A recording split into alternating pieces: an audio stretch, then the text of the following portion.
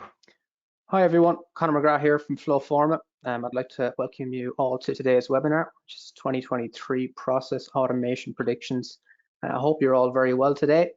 So at the beginning of every year, we like to host these prediction webinars just to give our followers sort of an insight into what to expect in terms of process automation and digitization every year. And even though we're still in January 2023, already we're seeing pressure on organizations to quickly adapt to the current economic uncertainty and the ongoing skill shortages. And organizations want to know how to reduce costs, innovate, and ensure resilience through the latest automation strategies and tools. And that ultimately will help gain a competitive advantage against peers by doing so. So we're very happy and glad to be hosting this webinar for you today. But before we get started, I would like to offer some housekeeping for today's webinar. So please note that today's webinar is being recorded, and a copy of that recording will be made available to everyone after the webinar. If you have any trouble with audio or any other issues during the webinar, you can email info@flowforma.com for any assistance that you may require. Also note that throughout the webinar today, your lines will be muted, but we've got a Q&A function here on the box on the side of your screen. So pop in any questions that you may have, and hopefully we'll get to those during our Q&A session later today. And also very quickly, a reminder that after the webinar today, we'll have a very short feedback form. If you could fill that in first, it'd be really great. It's great for letting us know the content that you want to see going forward. So we'd really appreciate it if you could spend just a minute filling that out afterwards. Okay, so today I am delighted to be joined by two of my colleagues here. So Olivia Bushe is Chief Executive Officer and Paul Stone is Product Strategist here at FlowForma. Thanks very much for joining me today, guys. I'm sure it's going to be a great webinar.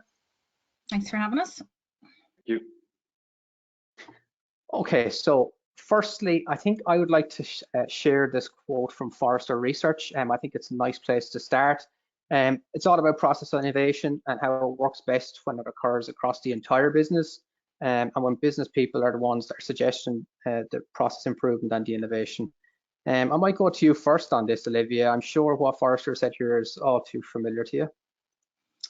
Yeah, thanks, Conor. Yes, I totally agree with this concept. Indeed, research shows that 80% of organizations actually expect non-specialized employees to work on process optimization or automation in their areas. So when you accept a job today, you're expected to contribute and make your area of expertise better and more efficient. So that's just expected in everyone's job role today. FlowForma as a tool has actually been built from inception to make this concept a reality. FlowForma makes creative innovation a part of everyday work. So it's a flexible, agile tool that can evolve and change with you and the business. And regardless of the sector, we hear the same from all our customers, that our intuitive tool set encourages innovation and creativity, empowering people to make improvements in critical areas of the business. And we have many use cases that support this, and I know Paul's going to share some of those. Yeah, absolutely. And certainly Forrester language, they say digital transformation must occur in a very agile way, led by employees in the business domain. Employees need more than just personal productivity tools to achieve this. Emails and spreadsheets, they only go so far. And at the end of the day, you need stronger process tools to help drive transformation programs across the business and take full advantage of digital technologies. Those tools must be designed for business people to use, because business people at the end of the day are going to push change across the business, and they need to be able to push change at their own pace, not restricted by, for example, IT controls, to allow them to actually drive change, not just within themselves, within the department, but across the business at their own pace. Okay. Okay, so today we have a few poll questions in our webinar today, and the first one here we're asking is, what is the primary driver of process optimization and automation in your organization? So I'm just going to pop up that poll there, and I'd really appreciate it if you could spend just a minute in helping us that information. So it's always nice to get the audience involved, try and make it as interactive as possible. And already I see the results are coming in here, which is really, really great, diverse answers, which we love to see. So I might just give that another maybe 10 seconds for you all to answer that. I might just close that off in 5, 4, 3, 2, 1. Thank you very much. And just pop that up on the screen here, the results for everyone. So as you can see here, we've got a sort of a landslide here, I'd say, and 68% are looking to improve productivity, and 19% at a reducing costs. So I don't think that's sort of out of line in what we've just briefly discussed already. I know we'll be covering off a couple of areas around this in our webinar today. So that's just really interesting to get your input today. And so from here, I suppose we'll move into our first prediction, which I think is very fitting off the back of that. And it's digital business transformation is still the primary driver of process optimization or automation initiatives for organizations. I'm sure, Olivia, just seeing the poll results we've had there as well, that this is no surprise, I guess, really. Yeah, no, Connor, it's not. But, you know, it does seem like we've been talking about digital business transformation for a long time. You know, I've been with FlowForma from 2016, so that's at least 7 years we've been talking about it. And I know it's been a hot topic for much longer than that. But amazingly, research shows that 31% of organizations still have many or most of their processes running with dependencies on paper. So there's still a lot of paper out there. So there's still a lot of automation and transformation to be done. And Forrester recently did a survey on DPA, and their conclusion was that there's still a mountain to climb regarding automation, and the top driver is actually accelerating digital transformation. That's the top driver for people to automate. However, I feel that given the economic uncertainty that we're in, that will influence the transformation projects selected. So I feel that people will focus on the core business drivers, resilience and efficiency. And I know we're going to talk about that more later. But I think cost reduction will play an important part. So while it's not one of the key drivers, it will be a desired result of automating projects.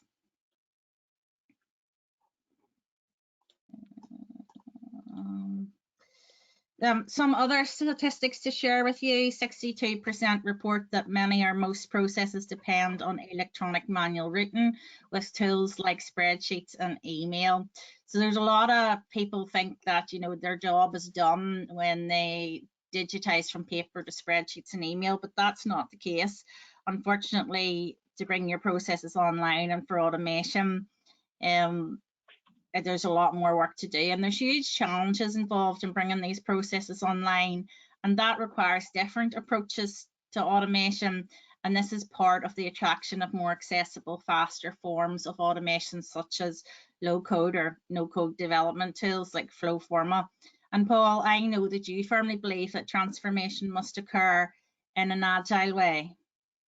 Yes, absolutely. In the current climate, businesses, you know, they must respond to change in our environment and maintain their competitive edge. And that requires agility, being able to quickly change the way you work, adapt your resources and so on to be competitive always. And one thing that digital process implementation allows you to do is monitor your performance, monitor the way you work, and adapt that way you work to ensure that you're always making most use of your resources, best use of your resources to maintain that competitive edge.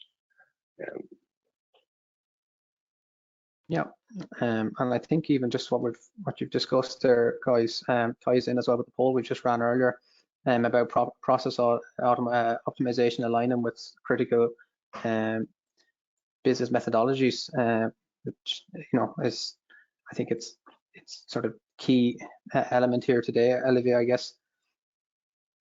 Yeah, this actually aligns with our poll as well. I think improved customer experience was the second thing picked. So there's no great surprises here. You know, there's a Whopping 77% of respondents cited accelerating digital business transformation or improving their customer experience as the primary drivers for process optimization programs, which is actually an increase of about 20% on when Forrester did this survey last year. So that's interesting in itself. There's much more majority in those two areas. So organizations are prioritizing process optimization and automation really to drive their key business objectives. And that's why you need to have an adaptable strategy, and that will be critical to success. So again, this points to the flexibility needed from no-code tools that you get for citizen developers or business users. And as I said, I do believe that with the current economic climate, cost reduction will become more important again, and it will actually be the most desired outcome of digital transformation. So the uncertain times that we live in, and basically the uncertain economy, will shift 10% of the automation budgets from transformation to resilience. So people don't want to be caught out, and they want to be resilient no matter what happens with the economy. So executives will focus on solving known issues and risks. So for example, we'll redirect the funds from something like machine learning based decision support for loan approvals to focus more on risk and resilient efforts that shore up supply chain gaps, or they'll invest in physical automation to ensure business continuity to offset labor shortages. So they'll target the easy projects first that result in cost savings and a need for less staff, so where they'll get obvious big wins from. Sure. However, Forrester would say that the efforts will pay off for those with the mettle to adjust to 2023 realities while doubling down on automation. So the people that can do it, they will reap an overwhelming competitive advantage. Would you agree with that, Paul? Yeah, absolutely. I mean, there's a direct link between more efficient, predictable operations and better customer service. Like an example would be one of our construction customers, where they found as a result of wide-scale automation, customer complaints were halved. A really significant result that was unexpected.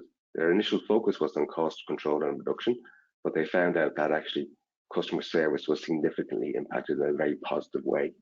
I think since the pandemic, customer expectations were increasing across all verticals. Like another customer implemented digital process to manage the onboarding and offboarding of human and machine resources, and noticed a significant uplift in customer satisfaction surveys after they had automated those processes. Another common use case among customers across many verticals is change management. Digital processes allow changes to be requested electronically and processed through standardized series of steps where all necessary data and documentation is captured at the right time. So you don't have to loop through processes where errors are being generated. You can actually trap those errors and get the right information at the right time. And that again really has a positive impact on customer satisfaction, which ultimately greatly improves your competitive edge in the market. Makes sense. I think here, Paul, is just sort of doubling down on those key points for motivators for automation this year.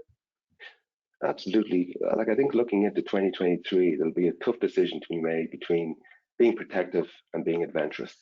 Is it better to hold on to your chips or bet on the long shot? Of course, the answer is both.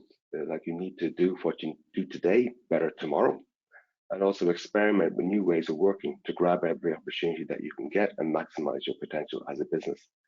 And so you first need to concentrate on maximizing alignment between your operations and the company's mission. That mission then is aligned with your objectives, and you can focus your resources on achieving those objectives through achieving business goals. Business goals are achieved using standardized processes. So it's all linked together, and at the basis, you have your standardized processes, which if you implement using a digital technology, it can be used to control costs. So why is that? Because once you digitize your processes, you can actually measure them. You can measure them and see if they're performing against your targets, and then adjust them and improve them through continuous improvement, and ultimately, that will lead to cost gains. So on one side, you have that improved customer experience. On the other side, through better use of your resources, you're actually maximizing productivity and managing those costs well. And we'll talk a little bit about those in some later examples as we go through the webinar. Definitely, yeah, and I think that sort of leads in nicely to our second prediction here today about the current economic climate. I mean, I think it's in the news every day, so it's very topical. And there's a shift from transformation projects to ensure business continuity and resilience. I think that just harbors back into what you're saying there, Paul. But again, Olivia, I can't imagine, just at the minute, that this is something that's not going to go away anytime soon. No, so this is what we were talking about in terms of, where will the focus be for organizations? So no one can predict the next challenge or opportunity that businesses will face. We've had Brexit for those of us in the UK, we've had a pandemic, we've had war. So organizations need to prepare for whatever the next big disruptor to businesses will be. We all need to be resilient and utilize processes that can be easily adjusted in line with changes to your business environment. So there definitely will be a trend in 2023, in my opinion, for organizations to focus on digitizing, particularly around agility, resilience, and efficiency. And this is how we think that many organizations will prioritize the processes for automation. So, they'll focus on their core business drivers of resilience and efficiency. And I know, Paul, that we have many customers that have great use cases and they've resulted in resilience and efficiency outcomes. Yeah, absolutely. And I think one of the first things you need to do is try and, if you like, get better control over your operations through implementing processes. And once you've done that, it comes down to the fact that you can actually measure the performance improvement. So you can see clearly what savings you've made. So one of our examples here would be Tideway East, a major construction project in the UK, where they were able to measure the actual savings that they were making by executing digital processes, by gaining that control. And they gained over 900 hours in terms of man hours. Excuse me, man hours. What was that, Paul? 900 hours? 900 hours, yeah, over a year in terms of once those processes had been implemented. And they were able to quickly and easily measure that improvement because the processes were digitized. So all of the data associated with those processes being saved, you can see how long things are taking. You can see where the bottlenecks are occurring, even improve things over time and measure that saving. If you look at one of our other examples, Abington and Whitney College in the UK, they were able to measure that they could save 2.5 people, 2.5 full-time earners by digitizing processes. They digitized several processes in their finance department. So one of the great advantages, just to recap, is that process improvement. So you by implementing digital processes, you're gathering data, and that data is allowing you to analyze how efficiently your operations are running. And those efficiencies can be directly measured so that you can see clearly how much saving you're making. Yeah, definitely. I know. And on this slide, we've got another nice sort of quote from one of our customers, Touch Community Service, based in Singapore, and around how the sort of the agile sort of adoption that they've had throughout COVID, how there's been a shift there for them. But I guess Olivia, I'd say we've just discussed there about that shift towards being resilient, and just sort of reiterating that fact here again with these other points. Yeah, I think you can see here that Touch had already digitized their key processes when COVID hit, and they found that they were very glad that they'd done so, because all their staff were forced to work from home. And already being digitized enabled that to happen much more quickly. So I think the key point here is that organizations need to digitize for outcomes, not just for the sake of digitizing for efficiency. So yes, efficiency is important, but you need to have key outcomes in mind, such as cost reduction, etc., resilience, that you want to achieve from your automation. And I think Downer, Paul, in New Zealand is a good example here. Yeah, Downer responded very well to very strict COVID measures in New Zealand. The New Zealand government imposed lots of restrictions in terms of people visiting work sites. Downer is a construction company, and Downer were able to quickly implement forms, processes, and controls to ensure that everybody was being compliant with the requirements of the COVID regulations in New Zealand. It allowed them to carry on their business and complete their construction projects during that pandemic period. And many of our other customers, as Olivia mentioned, Touch, but many other customers as well, found that having digitized processes really allowed them to continue operations and be resilient through that difficult pandemic period.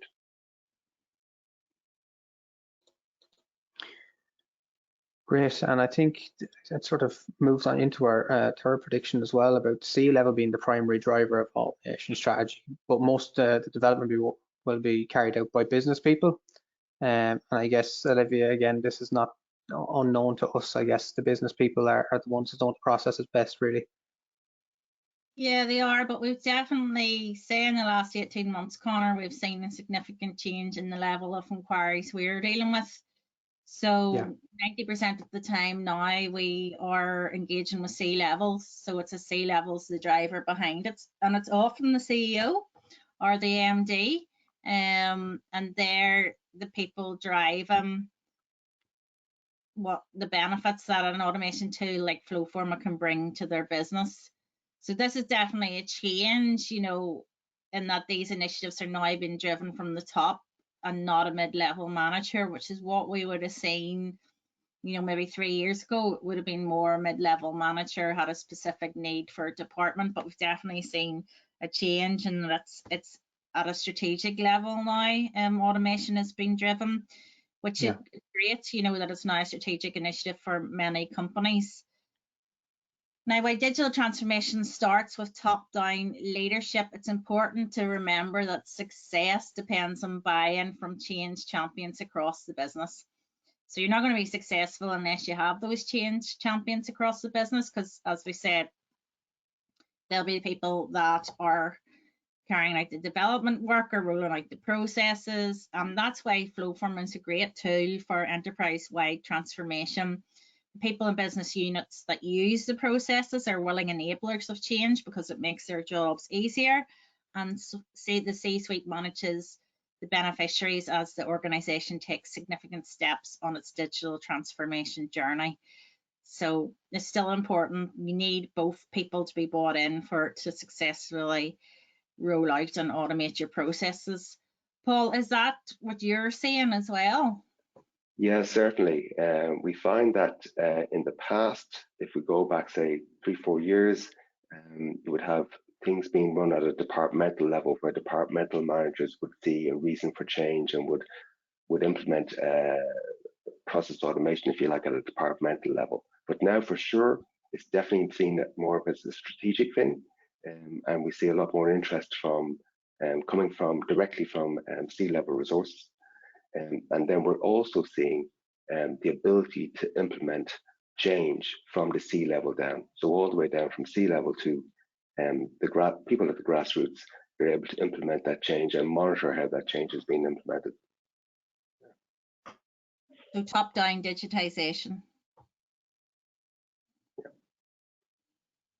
Yeah, and I guess from an IT point of view, Paul, I mean, resources are getting, you know, scarce in supply, and you know, it is expensive to outsource. So you know, there's issues there too, I guess. Yeah, certainly. So it's all well and good C-level deciding that there's a strategic initiative to change, but that change has to be implemented. And in the past, very often, that change required IT resources to actually deploy solutions that would digitize those processes. The problem is that if you're doing it at scale, if it is top down, you're doing it at scale, and you will not have enough IT resources to digitize across the entire organization. It works fine if you're just talking a limited domain, a single department and so on. But if you're digitizing at scale, you need a lot of IT resources. And unfortunately, they are in very scarce supply. They're also very expensive. And so this is a real inhibitor for wide scale change. And the solution there is to use business people. So tools are available like FlowForma now that allow business people to actually put that change in place, implement it and monitor it. And really that's a way of actually making the change happen. The trick then is to get buy-in at all levels to make sure everybody is aligned and everybody is following the mission. Definitely. And I know you just want to briefly just talk about our tool, and I suppose just to give everyone an idea as to how the FlowForma process automation actually works, I guess, really. Yeah, a very brief introduction to FlowForma, the tool itself. And basically it's a 3-in-1 tool. So it's a tool that combines workflow, which is the execution of processes through a series of steps to achieve business goals. Also the generation of documents and communications around that workflow, and the inclusion of forms to capture data. So that data is all important in terms of providing real insight into the actual activity of the business. It's not good enough to know what tasks are being executed by people. You also want to have some idea of the communications, documents, and the data associated with all of that. So FlowForma combines all these things together. And what it means as well is that when it comes to building solutions for business people to build solutions, it's a very intuitive way of working because you're thinking about all of these things. When you're thinking about a business process in your head, you're thinking about all of these 3 things together at the same time. So it makes sense to configure them all together as well. Super. It's a very helicopter view of FlowForma. So I think that kind of moves us on as well into the 4 prediction today about the skilled labor shortage at the moment. And that's something that's, it's widely reported on at the minute. It's a significant challenge across all industries, I think. And process automation technologies that replace paper-based tasks are here to stay. And that's not something that, is new. We've discussed that, I think, briefly earlier, Olivia, as well. Yeah, I think the big issue in 2023, Conor, will be the lack of needed skills. I think whatever way you look at it, the world is facing a worker shortage. There's lots of research around this at the moment. There's a Corn Ferry study that includes a sweeping country by country analysis, and the study finds that by 2030 there'll be a global human talent shortage of more than 85 million people. So that's roughly equivalent to the population of Germany. So it's going to become a very big problem. And other research shows that 1/4 of enterprises will blame skill shortages on slowing down their automation progress. So we do think that 2023 will see slower progress in rolling out new automation support because, firstly, digital transformation is hard. There's the normal change management challenges and issues which slow down progress. These are going to include a shortage of trained analysts, project managers for automation projects. Different analyst data and research shows that 1/3 of enterprise data and analytics decision makers involved in automation projects state that the lack of technology skills and experience among technical staff is the biggest challenge of adopting automation technologies within the organization. So, there's always skill challenges, some people might argue, but 2023, I think, will be unusually difficult in that area. Paul, what's your thoughts on that one? Yeah, I think, organizations, they must look to digitalization to make workers more productive. They take away their admin and let them concentrate on more value-adding tasks, basically the tasks that they need to do to achieve their business goals. And happy employees who are empowered with the best tools do their jobs, such as intuitive workflow, do their jobs better, and it can be key to actually retaining staff in the future as well.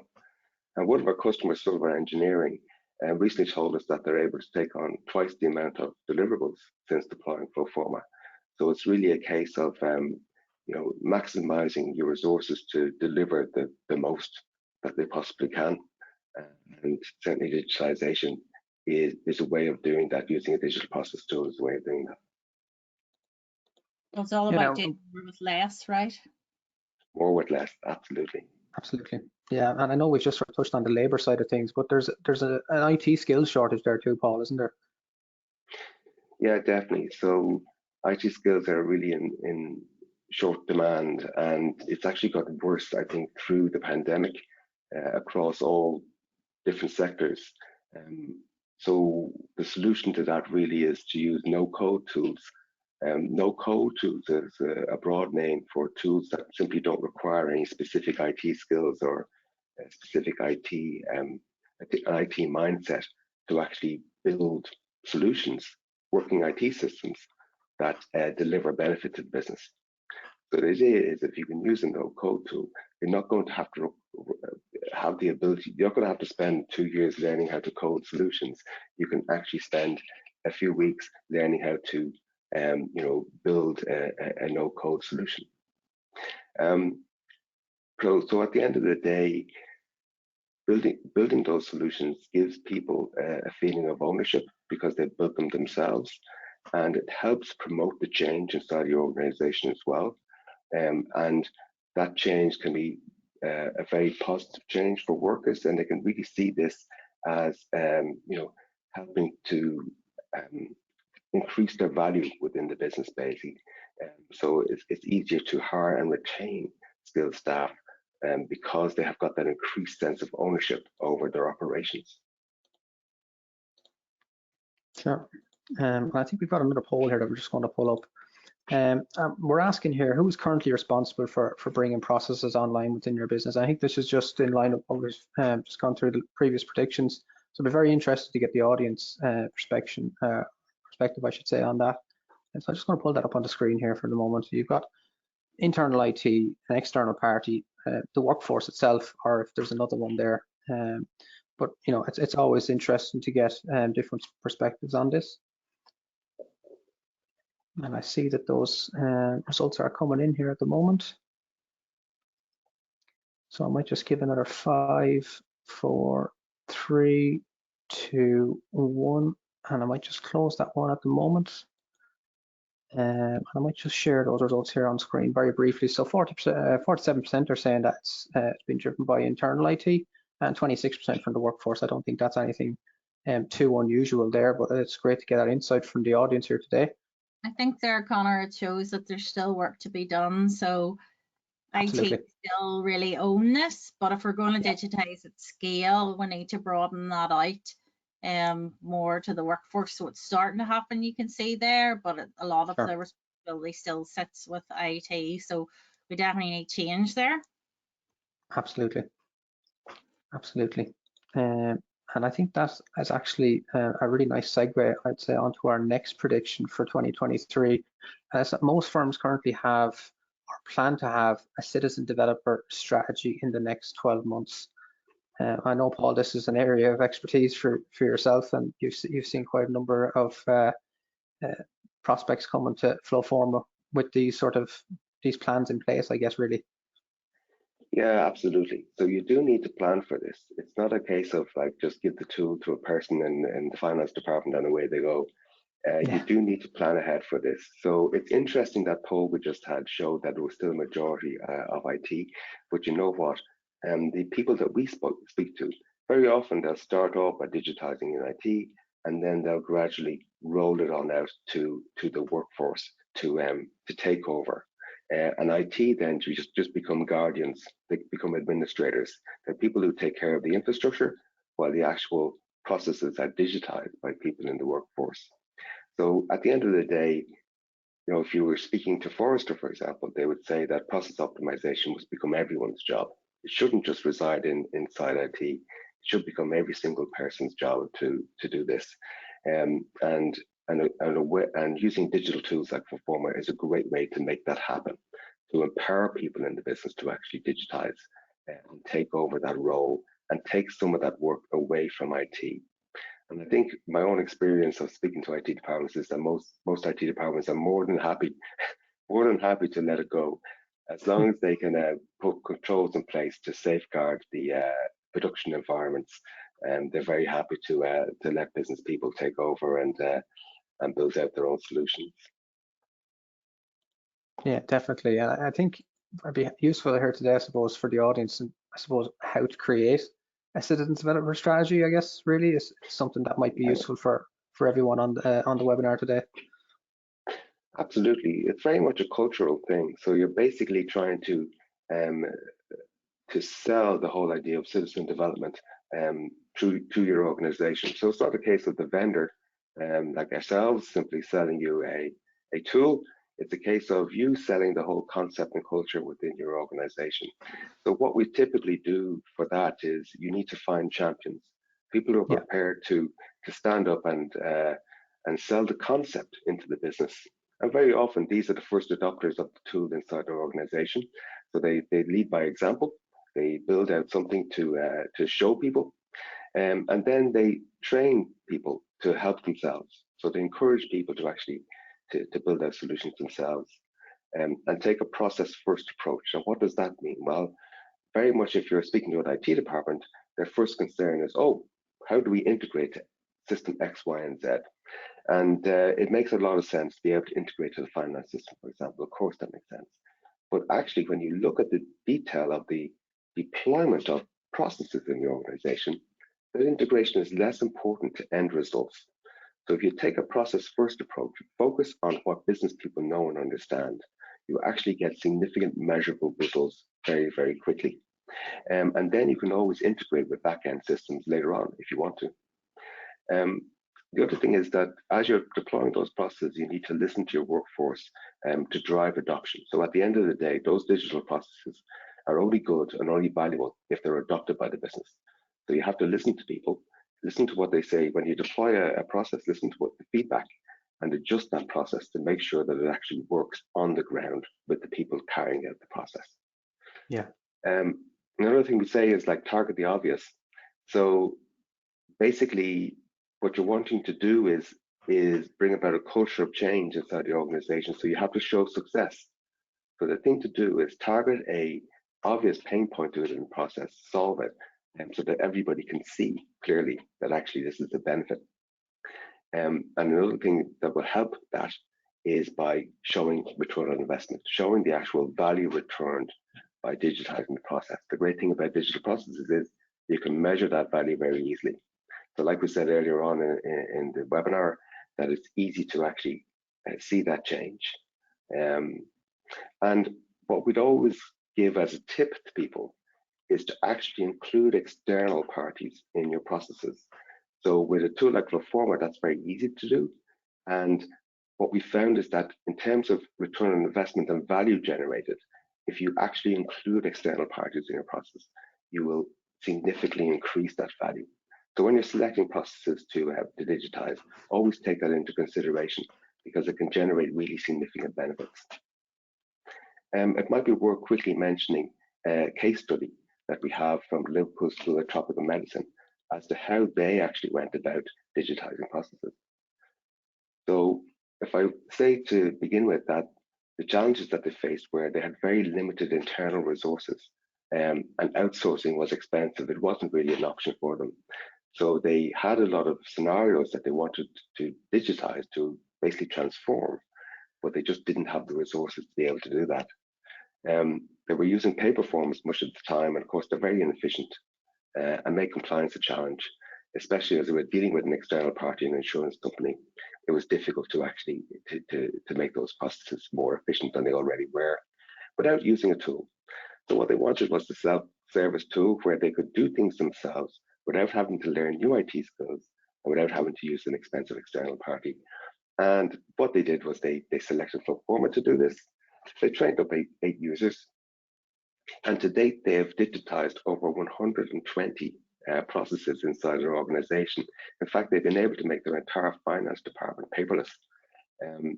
As they did this, they collected feedback along the way. They modified those processes to make sure they worked in the environment, they were successful.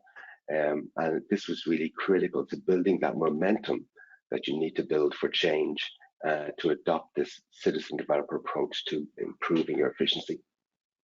But they successfully did that, and they brought about that culture of continuous process improvement where everybody feels a sense of ownership of those processes, and they are keen to make those processes as run most efficiently as possible and continuously tweak them as resources change in the organization structures and business demands change. So at the one of the big successes with LSTM was they got off the ground very quickly. And so with no-code tools like FlowForma, the learning time is very low. So you don't have to invest a lot of time up front before you're generating results. In fact, they digitized over 65 of those workflows in the first 14 months of building out, adopting FlowForma. So it's really, they were able to get off the ground really quickly. And that is one of the key things I would say in terms of invoking a successful culture of change, is that you need to get early results, get those results quickly. Yeah, so that's been a brilliant result from LSTM, isn't it? Absolutely, big success. Yeah, Paul, and can I just ask, is it, you're saying 65 workflows or processes in 14 months. Is that really just very, very simple processes? No, the processes really vary a lot in terms of the complexity. So sure, some of those are simple processes, but some of them are very complex. Like I could give one quick example of their travel approval process. In this particular case, travel approvals are very difficult because it involves the use of specialist experts in tropical diseases who are sent to far off remote places. And when they're sent to those remote places, they have to be evacuated occasionally, and all that needs to be set up in advance. They also have to be fully insured, etc. So it's a very complex travel approval process in place. And indeed, this was one of the very first processes that LSTM decided to tackle, and it was a great success. Okay, that's really interesting, because I think sometimes the perception is that low code or no code tools can only handle simple processes, but in this case there was simple to complex right across the board. Oh, absolutely. And with strong no code tools like FlowForma, they are able to handle independent processes as well. So where there's multiple parties involved and multiple processes with dependencies, with parallel paths, with many complex branches, that's all well within the capabilities of these tools. Okay. Staggering success with LSTM and what the work that they're doing there, it's great. And I think it actually feeds nicely into the final prediction for 2023 around governance. So obviously there has to be sort of safeguards in place around these projects, but prediction 6 is governance structures to scale citizen development are vital when it comes to no-code tools. I think you touched on this earlier, Paul, slightly, but I think this is quite important, I think, in the grand scheme of automation projects. So we see this as being of critical importance, especially if you want to digitize at scale, which is where you get the highest return on investment. Sure. When we speak to IT departments, IT need complete reassurance when they're passing on the reins, if you like, to those business developers, that when they do so, it's not going to have an adverse impact on the business. So what FlowForma have done is they've actually put in place a governance system that allows IT to have master control over the business developers who are innovating in their sandboxes and building out solutions that are solving real world problems. They're doing so in a controlled environment, in a controlled manner, in a very kind of repetitive manner, but repetitive in a positive way. So that every business process that you digitize, it actually looks quite similar from a configuration point of view, and also from an end user point of view, from the people who actually use the process. And that's very deliberate. And with governance, it allows IT people, and also if the business requires it, non-IT people, to be the maintainers and governors of the process building and deployment within the organization, so that they can actually control and set guidelines for people and ensure that they minimize the risk of passing on the responsibility of building solutions to business developers. And one great way of tackling this is to build a center of excellence, where we have a set of expert resources in terms of process management, who can define standards that are then deployed across the business, so that business people can carry out those, can build out the processes using a set of guidelines. In 23, a number of these COEs will migrate functions and staff to primary business lines they support, for example, finance and accounting. Functions such as pipeline management, business case development, design tests, skills development, and so on will move closer to the lines of business consuming the automation. On this slide here, what we'll see is the general roles of people that are involved in the governance and deployment of citizen development operations. So what we'll see there at the top is we typically have a technology person acting as the governor, who is basically setting the standards and setting the templates and so on for the implementation of business processes. We then have an executive sponsor who's supporting the change, who's supporting the business developer to actually implement those processes.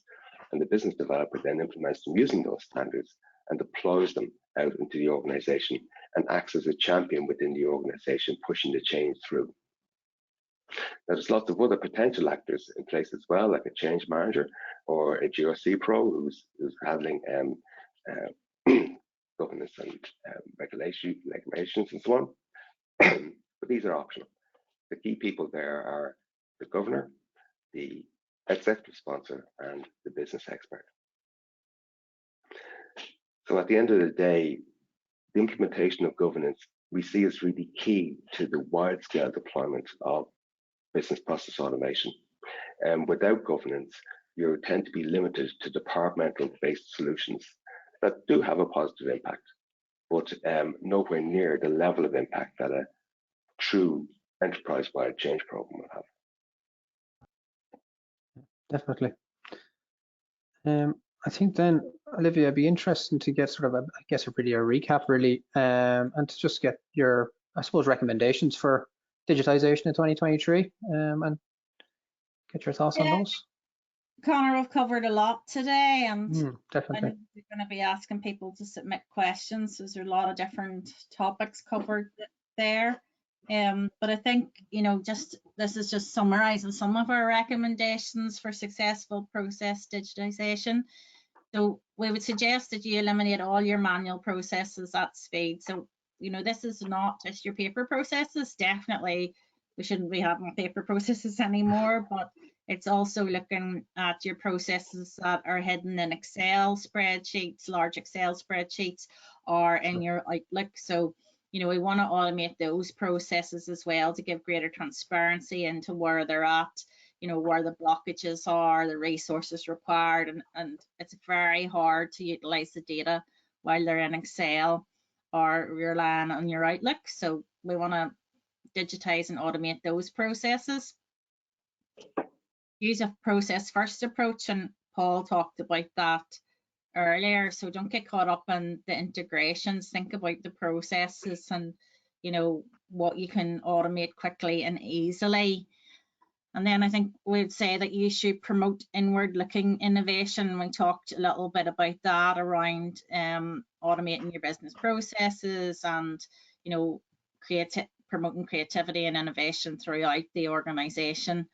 And FlowForma is a perfect tool for that, and that will enable you to improve your processes. So, get them rolled out, and then tools like FlowForma are created so that you can improve processes as you go. So they're agile and flexible. So get them rolled out, get feedback to them, and then tweak and improve them as you go. And really, it should be continuous improvement.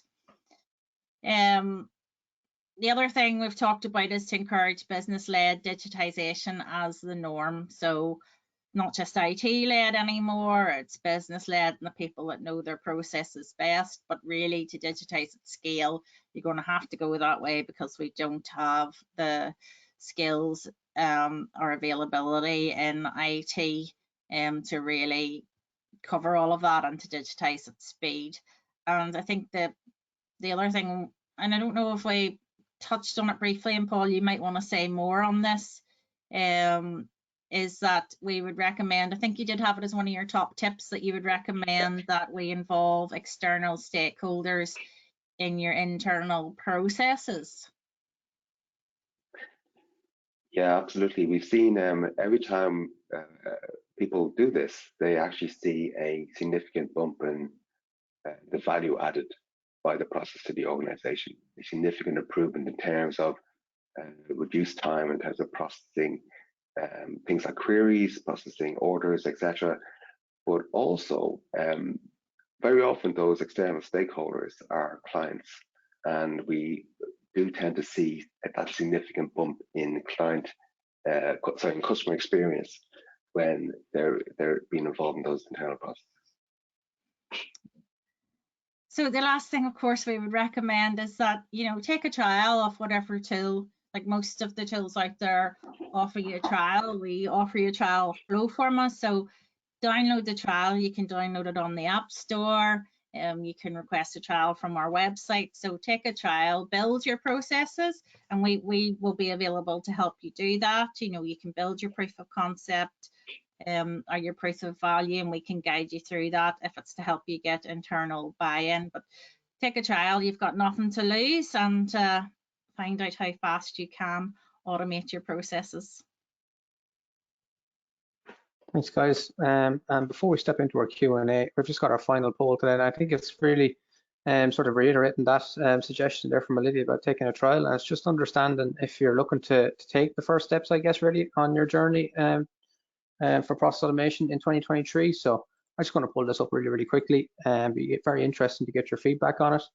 And I'll just leave it up there for a few seconds. But yeah, we should have some time as well for some questions and answers. So I might just leave up this poll for just another maybe 5 or 10 seconds. So I see some responses coming in on those, which is great. So as Olivia mentioned there, sort of seeing as believing, I guess, really, isn't it? So taking a trial of a process automation solution is probably a good way of dipping their toe in the water, I would suggest. So I might just close that poll off in 3, 2, 1. Okay, yeah, we might just step into some questions though, because there's been plenty that have come in during our session this afternoon.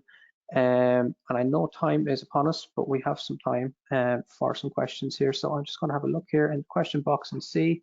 So the first question I see here is, what is possible with a no-code tool like FlowForma? Maybe Paul, you might be able to take that one first, if possible, please. Yeah, sure. Like people often confuse no code as being something that's only designed for very simple solutions. What I'd say is have a look at FlowForma and see what you can do. Like we have clients, large clients who are using FlowForma for very complex processes with multiple dependencies. Sure. So for example, off the top of my head, we have people using processes that have 30 levels of approval. We have people using processes that require maybe up to 300 different questions to be answered as the one across the entire process. So really, you can build solutions that are very complex using no code. It's a question of, no code. FlowForma is a little bit like building something with Lego bricks. You can use 2 Lego bricks, or you can use 100 Lego bricks. It really doesn't matter. And at the end of the day, you can create something really quite special with it. There's a very good blog on that on our website as well around Lego and implementation as well. It's a very good analogy. There's another question in here as well, and it's asking, how soon could I see a time to value from implementing FlowForma? Is that something maybe Paul you'd like to take as well for us? Yeah, sure. I mean, our typical time to value is in the order of 6 weeks. We actually have, quite uniquely in the marketplace, we have an onboarding program, we call it Sure Start, that gets you up and running as quickly as possible and gives you a deliverable that you can measure in a very short space of time. So we're looking at 6 to 8 weeks that we would see as being quite typical to get a process built, live, and returning an investment that can be measured. Brilliant. Yeah, super. I have another question here. Olivia, I might pose this one to you. It's sort of an age-old question. How do I get internal buy-in? How long is a piece of string, I suppose, in aspects, but interesting to get your thoughts on that. Yeah, I mean, as we discussed, it's better to get C-level involvement, and a C-level sponsor will definitely make for a more successful project. We do offer a proof of value workshop, which is very useful for getting internal buy-in. So we will work with you to show the savings that you're making, whether those are cost savings or time savings or improved productivity. We do a workshop with yourselves so that we can give you some idea of the savings and the return on the value that you'll get with using FlowForma. So that would be something that we would do, and I think that usually gets the buy-in when people can see the clear advantages and benefits of a tool like FlowForma. Sure, brilliant. We might squeeze in another couple of questions. There's a really nice question here, Paul, asking, how do you see AI impacting process design in 2023? That's a really topical and trending topic right now. That's very topical at the moment. I think everybody has been going on and trying a ChatGPT and seeing what answers ChatGPT is returning. And I think, you know what, AI is definitely coming to process design. It's a case of, even with ChatGPT right now, you ask it, well, tell me about a process that covers order to pay, purchase order to pay, and it will actually respond to you, and it will give you 7 typical steps that would be in that particular process, which is very clever. Now, the only problem with that is that it's not aligned to your specific business, your specific scenario. It's not telling you how that process works with your specific resources. So I think in terms of what AI will be doing in terms of process design in 23, well, I can see it giving you pointers. And I can see AI being introduced to products like FlowForma to actually give you template examples or possible solutions, and then you can work to actually tailor those solutions to your specific needs and specific requirements. After 23, who knows? It's moving very fast. It's very interesting to see all the activity in that area right now. Brilliant, thanks for that. We might squeeze one more quick one in. There's a question here asking, Olivia, how important is process expertise? Do I need a process expert? Yeah, I think the answer to that question is you do need a process expert, but you get that in working with a tool like FlowForma and the FlowForma team. So we are the process experts, so you know we can guide you the best way to roll out your processes. I mean, our Sure Start onboarding program does exactly that. We take you through each major milestone until your first process is live. So, you know, that process expertise is important, and you should ensure you get that with whatever vendor that you pick. You know, what I would also say is if you have a manual process, automate that and then refine it as you go. So get started and refine it, and your tool needs to be able to be flexible and, you know, enable you to refine the process as you go. So those are the things that you need to consider when you're looking at the different tools out there, Connor. Super.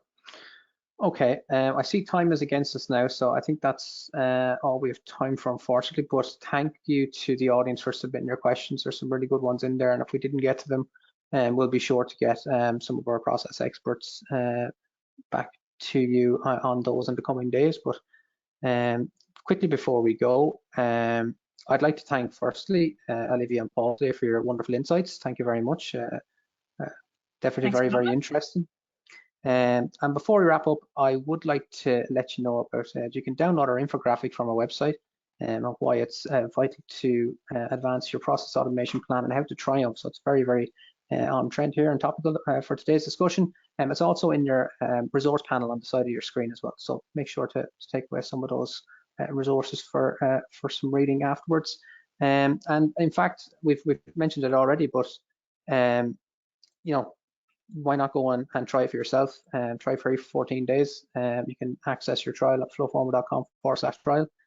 So very much so encourage you to do that. But finally, when this webinar ends, you'll be invited to fill in a quick survey. We mentioned it at the beginning of our webinar today.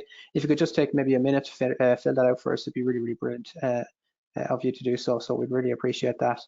But otherwise, that's all for today, folks. Really appreciate you joining us for this webinar today. Hope you have a great rest of your day wherever you may be. Thank you very much to Olivia and Paul once more. Thanks, everyone. Stay safe. Thank you. Bye.